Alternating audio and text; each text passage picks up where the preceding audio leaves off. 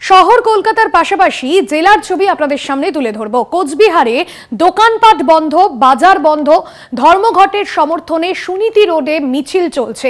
MJN medical কলেজের গেটের সামনে মিছিল আটকায় পুলিশ। এসইউসিআই এবং এসইউসিআই যারা সমর্থক তাদের সঙ্গে পুলিশের বচসা, 14 জনকে আটক করা হয়। কোচবিহারে সুনীতি রোডে মিছিল। তবে এসইউসিআইয়ের যে ধর্মঘট, সকাল থেকেই শুনশান ছিল গোটা এলাকা। বেশ কয়েকজনকে আটক করা হয়েছে, 14 জনকে আটক করা হয়েছে। দোকানপাট বাজার বন্ধ।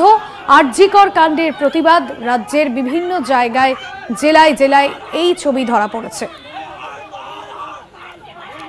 রবিউল হোসেন প্রতিনিধি রয়েছেন ফোন লাইনে। রবিউল, কোচবিহারে কি ছবি ধরা পড়লো? এসইউসিআইয়ের ধর্মঘট কতটা প্রভাব ফেললো জনজীবনে?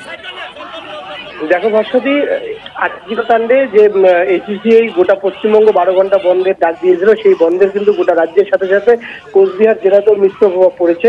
একেবারে সকাল থেকে বন্ধ সমর্থনকারী যারা রয়েছেন, অর্থাৎ এসইউসিআই যে কর্মীরা রয়েছেন, তাদের সঙ্গে কোচবিহার শহরে দিনাটায়, মাথাভাঙায়, তুফানগঞ্জের বিভিন্ন জায়গায় পুলিশের কিন্তু দফায় দফায় ধস্তাধস্তি হয়। পুলিশ তাদের পথ আটকায় এবং অনেক কর্মী সমর্থককে কিন্তু পুলিশ আটক করে থানায় নিয়ে যায়। এই সংখ্যাটা এখন পর্যন্ত পুলিশের তথ্য অনুযায়ী 70-এর উপরে।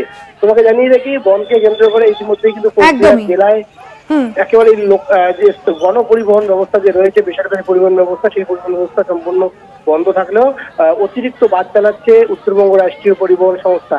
এছাড়াও ছোট দোকানপত্র কিছু খোলা। একদমই ধন্যবাদ জানাবো। রবিউল হোসেন আমাদের প্রতিনিধি ছিলেন ফোন লাইনে।